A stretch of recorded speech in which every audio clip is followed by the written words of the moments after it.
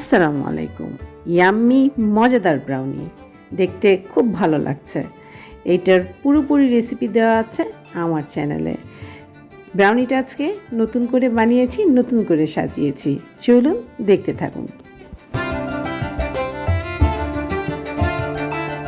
শর্টকাটে ব্রাউনি রেসিপিটা বলে দিচ্ছি। পুরোপুরি ভিডিওটা দেওয়া আছে চ্যানেলে, অবশ্যই ভালো করে দেখে নেবেন।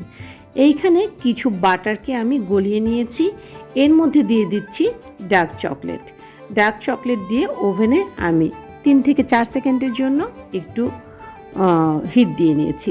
দেওয়ার পরে এইরকম একটা লিকুইডি ফর্মে চলে এসেছে। এখানে আমি ব্রাউন সুগার দিয়ে নিচ্ছি আর দিয়ে দিচ্ছি একটা ডিম।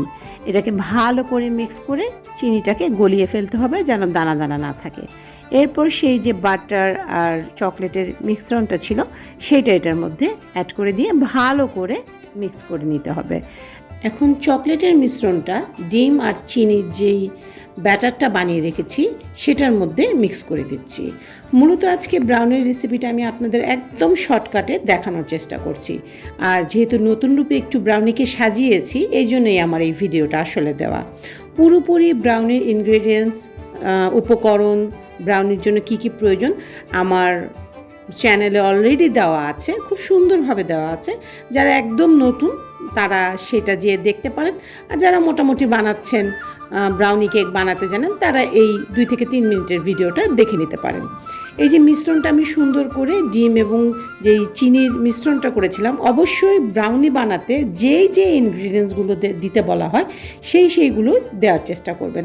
যেমন আমরা ব্রাউন সুগারটা যদি দিই, ব্রাউন সুগারে আপনি ঠিক দোকানের মতোই স্বাদ পাবেন। চলুন, এটা দেওয়া হয়ে গেছে, এবার পরের স্টেপে যাচ্ছি।